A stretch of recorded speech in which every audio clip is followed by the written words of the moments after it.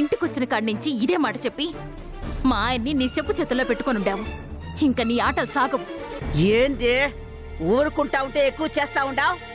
అరో మా కత్తమ్మా, చాలా సిరాగ్గా ఉండది. ఏమయ్యా, మీ అమ్మకి చెప్పు ఓ మూలన పడుండమని.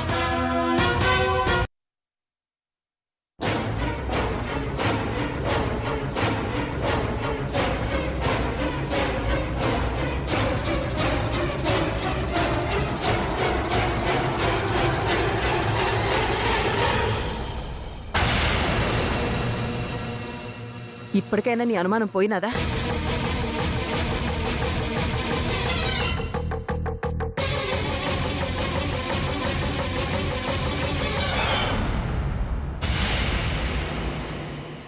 మీరింకా నన్ను అపార్థం చేసుకుంటున్నారా బావగారు? ఆ పరిస్థితి తెచ్చుకుంది నువ్వు.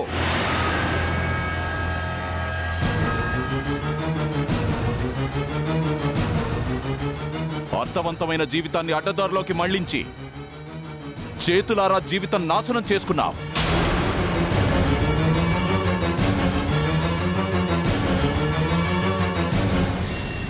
నీ మూర్ఖత్వంతో బంధాలని తెంచుకొని రాబందులా మారి పెద్దయ్య కుటుంబాన్ని పీక్కు తినాలని చూసినావు.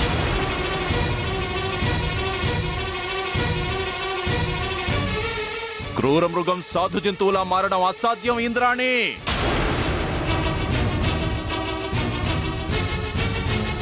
కాబట్టి అందర్నీ నమ్మించడానికి చేసే అనవసర ప్రయత్నాలు మానుకో.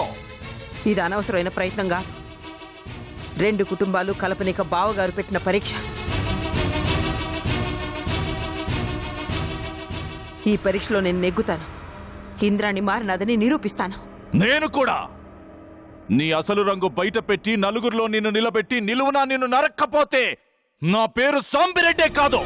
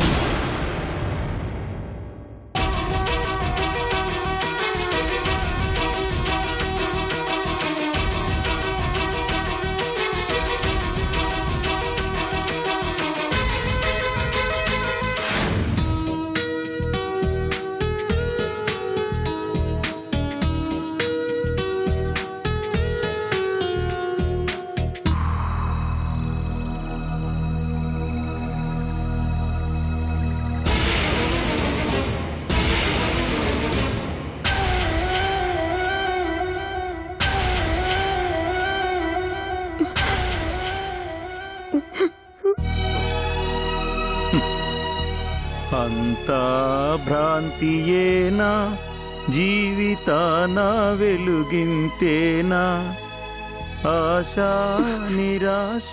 ఏందయ్యా నువ్వు? నా మానాన్ని నేను బాధపడతా ఉంటే ఏం జరిగినాదని కూడా అడగకుండా వద్దు ముందు సింగారించుకుంటా ఉండా. మరేం చేయమంటావు? ఈ ఇంట్లో వాళ్ళు ఎలాంటి వాళ్ళు, వాళ్ళ మనస్తత్వాలు ఎలాంటివో తెలిసినా కూడా నువ్వేడుస్తున్నావంటే తప్పు నీలో ఉందని అర్థం చేసుకోగలను, వాళ్ళని అపార్థం చేసుకోను. ఇంద్రాణి, నువ్వు ఈ ఇంటికి వచ్చినప్పుడే చెప్పాను ఎవరితో ఎలా ఉండాలి, ఎలా మాట్లాడాలి అని. ఎందుకో తెలుసా? అవి సమాధానం లేని సూటి ప్రశ్నలు కాబట్టి. అంతేలే, ఎవరేమన్నా నా మొగుడు నాతో ఉన్నాడన్న మొండి ధైర్యంతో తిరుగుతా ఉండాను. నువ్వే ఇట్టా మాట్లాడితే నేను ఇంకెవరితో చెప్పుకోవాలా? బావగారికి ఇచ్చిన కాఫీలో విషం కలిపినానని సాంబిరెడ్డి నన్ను నానా మాట్లాడినాడు. ఎన్ని అవమానాలు ఎదురైనా ఇది నా కుటుంబం అనుకుంటా ఉండాను. నన్ను అర్థం చేసుకునే మనిషి లేడు. సాంబిరెడ్డి ఆవేశంలో అర్థం ఉంది ఇంద్రాణి. పనోడైనా వాడి ఇంటి కోసం ప్రాణాలు ఇవ్వాలనుకున్నాడు. నువ్వు ఈ ఇంటి దానివయ్యుండి ఈ ఇంటి మనుషుల ప్రాణాలు తీయాలనుకున్నావు. అది వాడికి నీకున్న తేడా.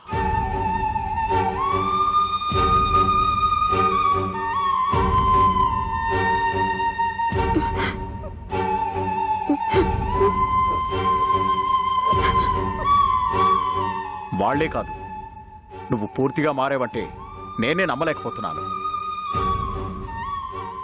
నమ్మాలి మావయ్య.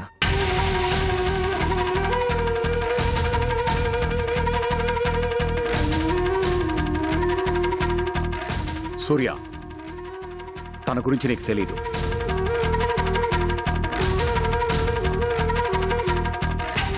తెలుసు మావయ్య. తనేంటో తనలో వచ్చిన మార్పేంటో నాకు మాత్రమే తెలుసు. మీరు కూడా తెలుసుకోవాలంటే జరిగిందేంటో మీకు తెలియాలి.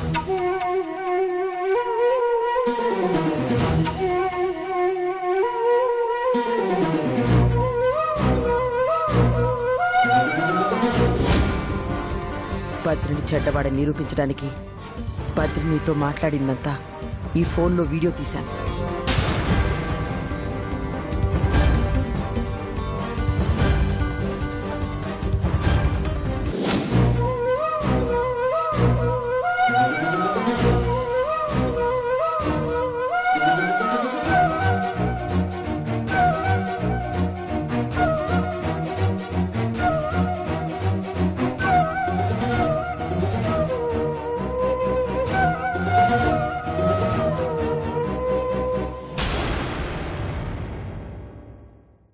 ఈ కుటుంబం ఈ రోజు ఇలా సంతోషంగా ఉందంటే దానికి కారణం అత్తే మావయ్య.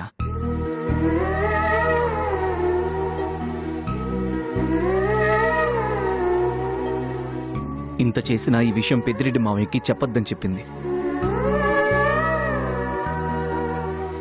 ఎందుకో తెలుసా? మావయ్యని నమ్మించడానికి తను ఇంకొక నాటకం ఆడుతుంది అనుకుంటాడే కానీ అర్థం చేసుకోడు అని.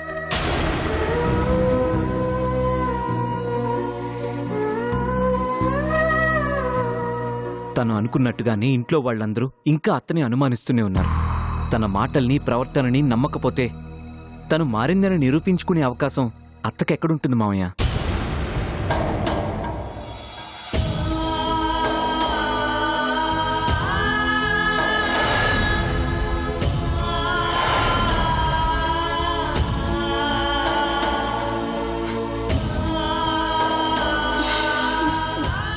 ఊరుకో పిన్ని, ఊరుకో.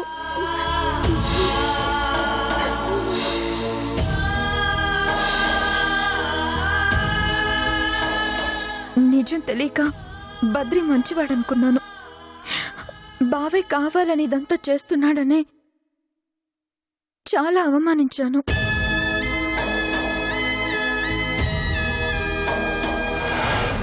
కానీ బావ నా జీవితాన్ని కాపాడడానికి తన జీవితాన్ని పణంగా పెట్టబోయాడు.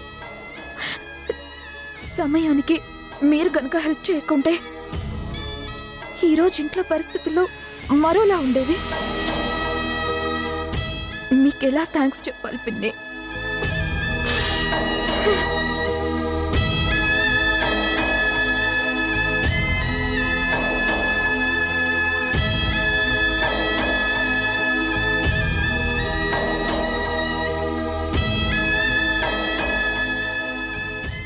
నేను చేసిన తప్పులకి ప్రాయశ్చిత్తం చేసుకోనీక నాకిదొక్కటే అవకాశం దొరికినది వైషం. అందుకే దాన్ని వదులుకోలేదు.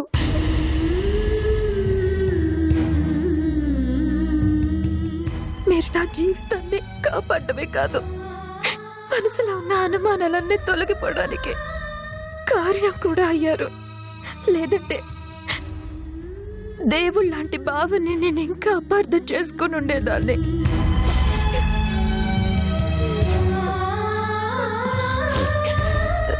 ఊరుకోమ్మా, ఏంటిది వైషు చిన్నపిల్లలాగా ఇట్టారా?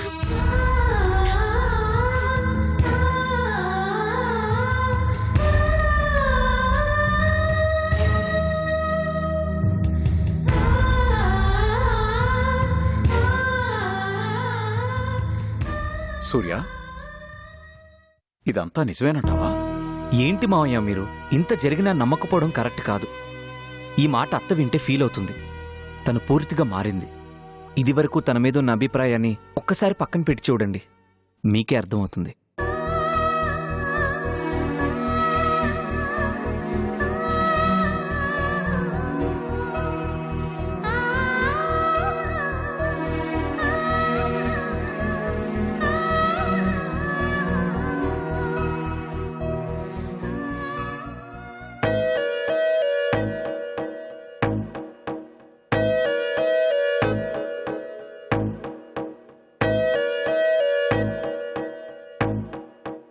అట్ట సూత్తా నిలబడకపోతే వచ్చి సాయం చేయొచ్చుగా.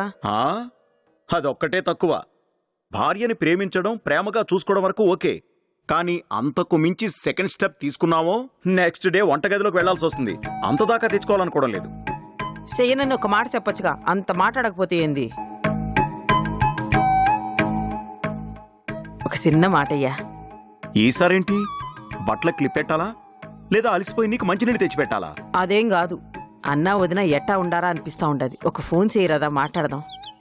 ఇంద్రాణి, మా చెల్లి మీ అన్న పక్కన ఉన్నంత వరకు మీ అన్న ఎడారిలో ఉన్నా ఏ లోటు రాదు, మా చెల్లి రానివ్వదు కూడా. మాటకి విమర్శించి మాట్లాడతావు. అక్కడికి నేనేదో నిన్ను కష్టపెడుతున్నట్టు. నాకు నీ మీద ప్రేమ ఉండదులే. ఇప్పుడు దాన్ని ప్రదర్శించే పని మాత్రం చేయకు. దానికంటే ఫోన్ చేయడమే బెటర్.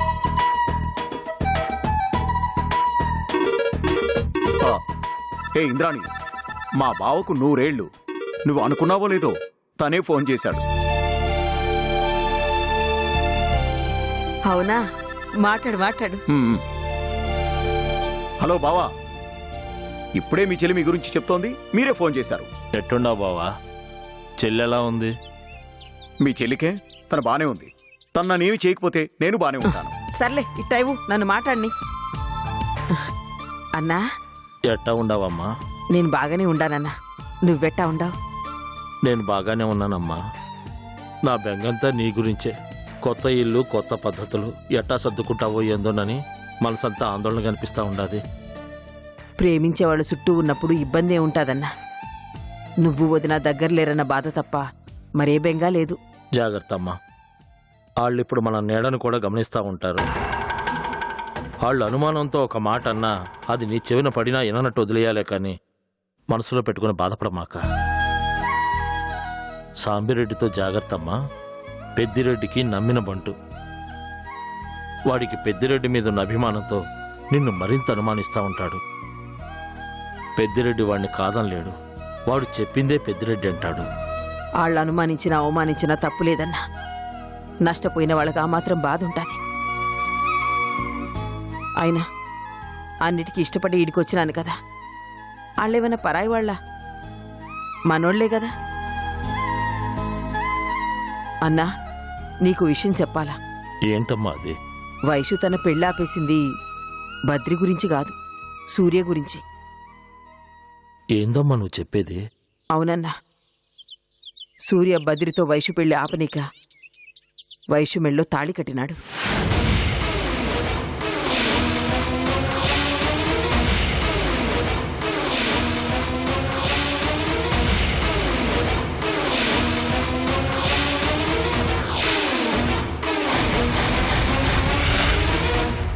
ఇప్పుడంతా బాగానే ఉండదన్నా. మనం చేసిన తప్పు వల్ల వైషు జీవితం నాశనం కాకుండా సూర్య కాపాడినాడు. బద్రి విషయం వీళ్ళకి తెలియకుండా ఉంటే ఇప్పటికీ అంత బాధపడుతూ ఉండేవాళ్ళు. ఏదేమైనా ఇప్పుడంతా సంతోషంగా ఉండారన్నా. దానికి కారణం నువ్వేనమ్మా. నువ్వు బద్రీని పెద్దిరెడ్డికి పట్టించడానికి సూర్యకి సహాయం చేయకపోతే నిజం ఎప్పటికీ తెలిసేది కాదు. నిజం ఏనాటికైనా తెలిసేదన్నా. కానీ అది తెలిసేలోపు కొన్ని జీవితాలు బలయ్యేవి. ఏదేమైనా మంచే జరిగినాదన్నా. అదంతా మర్చిపో. ఇంతకీ వదినెట్టా ఉండాది? ఒకసారి ఫోన్ మాట్లాడతాను. ఇస్తున్నానమ్మా. వదినా, ఎలా ఉన్నావు? నేను బాగుండాను వదినా. నువ్వెట్టా ఉండవు? మేమందరం బాగుండాం గాని అక్కడంతా బానే ఉండేదా? పెద్దొదిన నీతో బాగా మాట్లాడుతుండదా? అందరూ ఇక్కడ బాగానే ఉండారు కానీ నాతో. ఇంతకీ మా అమ్మోరెట్టా ఉండాది? పెద్ద పెద్ద గుడ్లేసుకుని అస్తమానం అదులా సొత్తా ఉండాది. ఓహో, తమరు ఫోన్ చేయాలనుకోవడంలో ఈ కోణం కూడా ఉందా? చూసా వదినా, మీ అన్న నన్ను ఎట్టా ఏడిపిస్తా ఉండాడో. ఉమాదేవి, ఎవరెవరిని ఏడిపిస్తారో నీకు బాగా తెలుసు కదమ్మా. మీ అన్నకి నేనంటే బాగా ఎటకారం ఎక్కువైనాది. దాని మాటలు నువ్వు నమ్మావంటే కుక్క తోక పట్టుకొని గోదావరి ఈదినట్టే మనమంతా. ఇంద్రాణి, మాట్లాడుతుంటే ఫోన్ తీసుకుంటావేంటి? మా వదిన నాతో మాట్లాడడానికి ఫోన్ చేసినది. కావాలంటే నువ్వు తర్వాత మాట్లాడుకో. చెప్పొదినా, ఇంకేంది సంగతులు?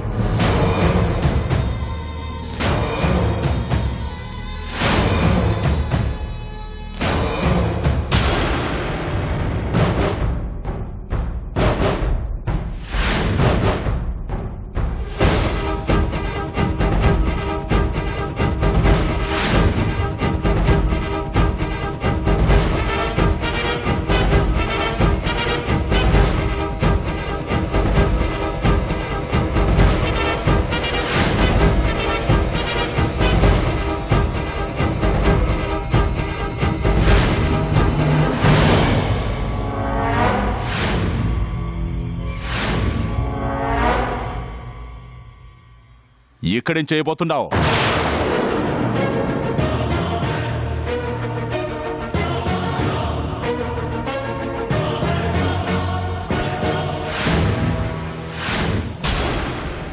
రేయ్, అన్నా ఆ మొక్కలు తవ్వి చూడండి. అట్నే అన్నా.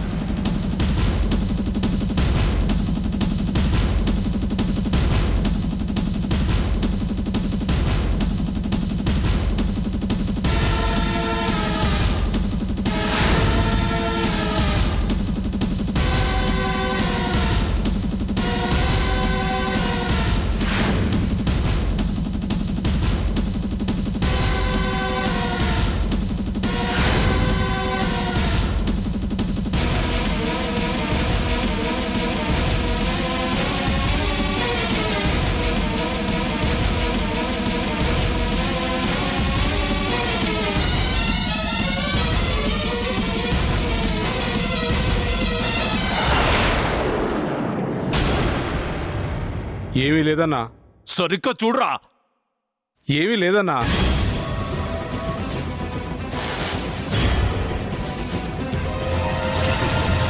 చూడు సాంబయ్య, నేను ఇంతకుముందు చేసిన పనుల వల్ల నువ్వు నన్ను అనుమానించడంలో తప్పులేదు. కానీ నేను ఇప్పుడు మారినాను. నేను ఇంటికి వచ్చింది ఈ ఇంటిని కూల్చనీక కాదు, నిలబెట్టనీక. అర్థం చేసుకో.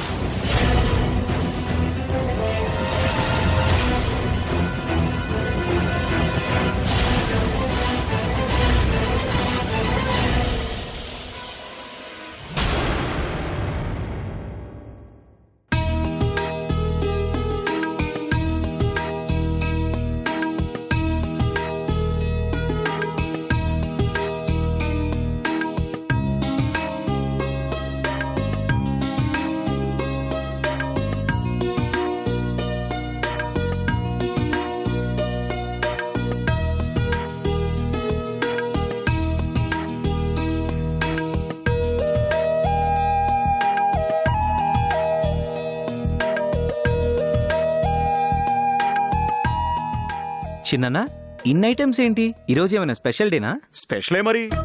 ఈ రోజు నలభీముడి చెల్లెలు వంట చేసిన రోజు కదా. హ, అదేరా మీ పిన్ని చేసింది అంటున్నాను.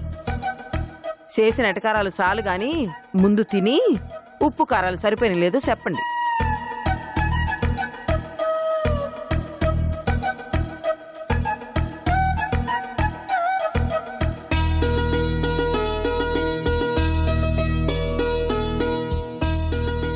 బావగారు, ఇంత వంట చేయడం నాకు ఇదే మొదటిసారి. ఏవైనా లోపాలుంటే కాస్త సర్దుకోండి. వాళ్ళ సంగతి తర్వాత ముందు నాకు పెట్టు చిన్నమ్మ. కడుపులో ఎనుగులు పరిగెడుతున్నాయి.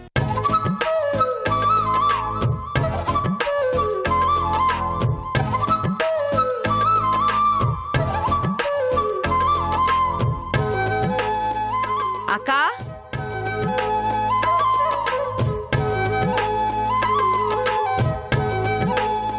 నేను వంట చేసిన అన్ని బావగారు మొహమాట పడతా ఉన్నట్టున్నారు. కాస్త నువ్వు కూడా వడ్డించు. అలాగే. వాళ్ళు తింటారులేదు చిన్నమ్మ. ముందు నా సంగతి చూడు. చూస్తాను చూస్తాను. చెప్పు, ఏం కలపమంటావు?